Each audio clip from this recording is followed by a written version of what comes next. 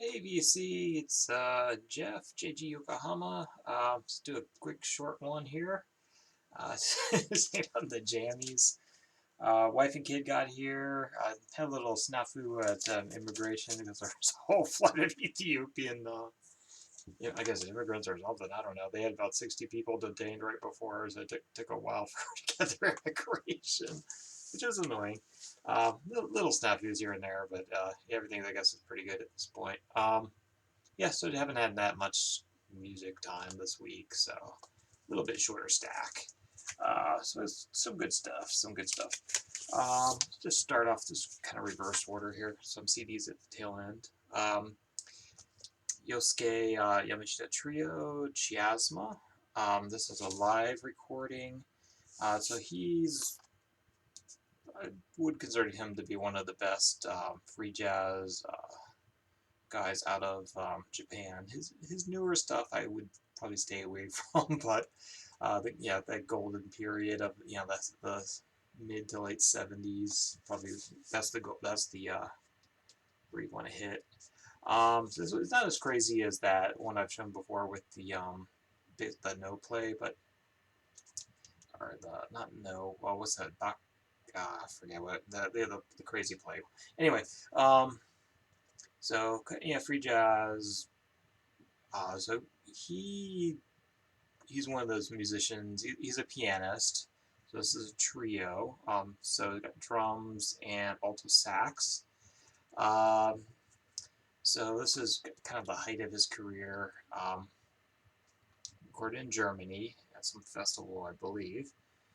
So he's not one of those like minimalistic free jazz guys. He's the guy that throws all the extra notes in. So it's quite interesting. Heavy metal or free jazz, I don't know, something like that. Yeah, this is one I got from that.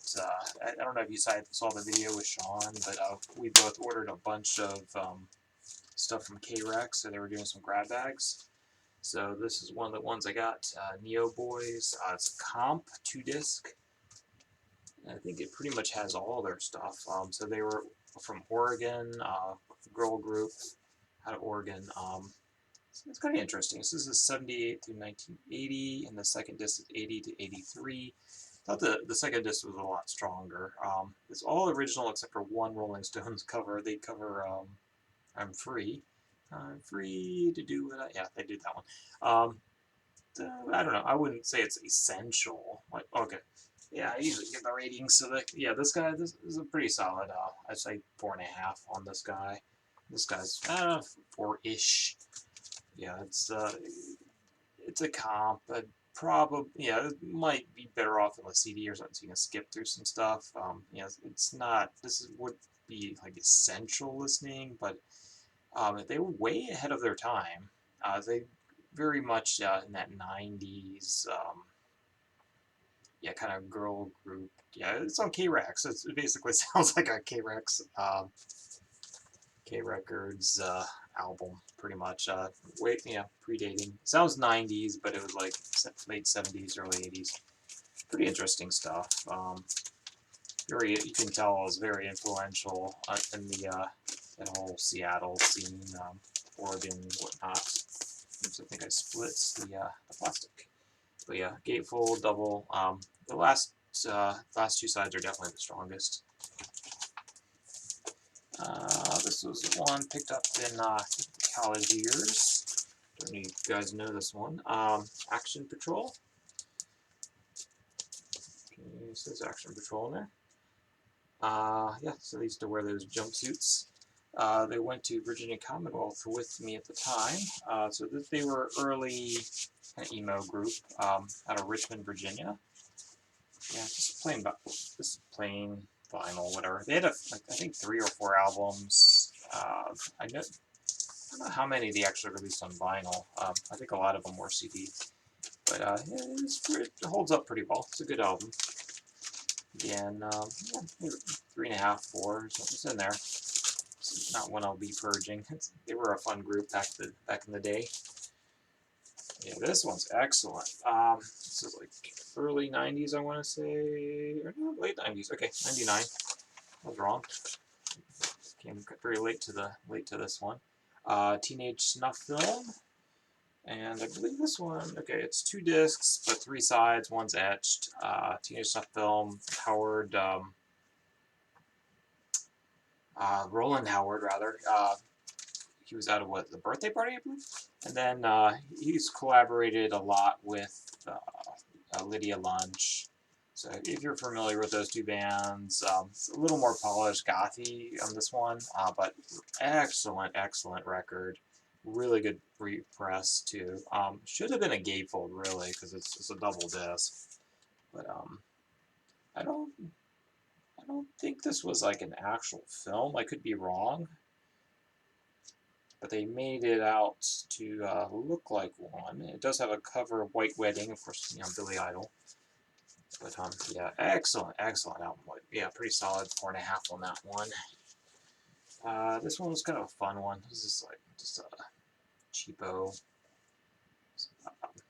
garage sale, I believe. Yeah, this was a garage sale find. I paid a couple bucks for it. This was part of that massive punk find. I just stuffed a bunch of R&B in there to kind of make it look like I didn't know what I was doing. Yeah, pretty solid one. It's that Philadelphia soul sound. It's a solid album. Like 4-ish. And yeah, I was quite pleased with this one. This was another. This was an estate sale find. Looks the vinyl is a lot better shape than the disc or the sleeve. It's Nat King Cole, Rambling Rose. It's actually a really good one. 4.5 is definitely one of his better ones, I'd say, that I've heard. And then I got a bunch of CDs. Eels. This is, I believe, their second album, but I think this is a later edition. Late 80s, I believe. They don't really sound it. They're kind of ahead of their time. Yeah, I don't have glasses on. I want to say that's like 88-ish.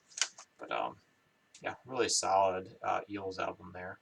Again, yeah, 4.5, bordering on 5. It's a really strong album. I really liked it. This was part of that K-Rex pickup.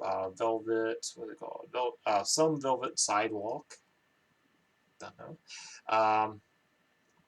Yeah, Steve Fisk producing, and supervised by Calvin Johnson, the K-Rex guy himself.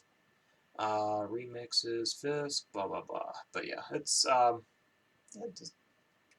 little hard on the harder side of a K-Rex, but this is a good one. Zoo Bombs, Japanese manic post-punk, I guess.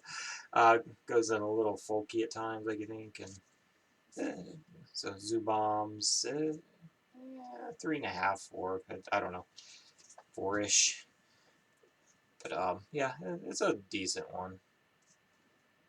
So Zoo Bombs is one word. Let's see if it focuses on that. Zoo Bombs. This is Let It Bomb. Yeah, they're not as crazy as something like what do you call it, like the Boredoms, but yeah, you can kind of see they're out of that same scene. It's kind of like if you mix Boredoms with Cornelius and just kind of meet in the middle. And this was a pleasant surprise. This was part of that grab bag. Adrian Orange and her band. Adrian is a dude. I don't know if that's her band. So quite the lineup on this one. Yeah. So nice artwork. It's kind of like a cheaper paper stock, but yeah, that's the lineup there. If you can see that, quite a few people involved in this. So a lot of different vocalists, a lot of different percussion, cornet, bass, alto sax, cornet, organ, trombone, guitar, organ, singing. They have a little bit of everybody on this. So style-wise, it's a little all over, but it's very unlike like Maria Mulder. It's kind of like all over the place, but it kind of worked a little bit better than a lot of her albums, I thought. So a little folky at times, a little bit of like a reggae thing going on at times, but all of it's got like a lot of it's very lush sounding. I was quite pleasantly surprised. This one I think will get quite a few replays over the years. So really liking that one. So Adrian Orange and her band. I guess that's self-titled. I don't see it. Yeah, I'm guessing it's just self-titled, but might have been a one-off. It was a really good one. Anyway, so I hope everyone has a great Christmas. Not much else to say here. So, yep, take care. I'm probably not going to be doing as many videos going out. Just kind of keep busy with the kid and so on, and wife being here. So I'm going to go catch up with The Expanse, because I like that TV show, and then I'll probably chill out with a little music while I get the chance. My wife is pretty exhausted today. Kid is extremely high energy today. Yeah, had a bit of a scare. Like, yeah, she's I guess she got really dehydrated or something. Like she was just passed out for a couple of days. We were trying to get her hydrated, trying to avoid that emergency room that happened last year when she flew. I don't know why that keeps happening. Yep. Have a good one.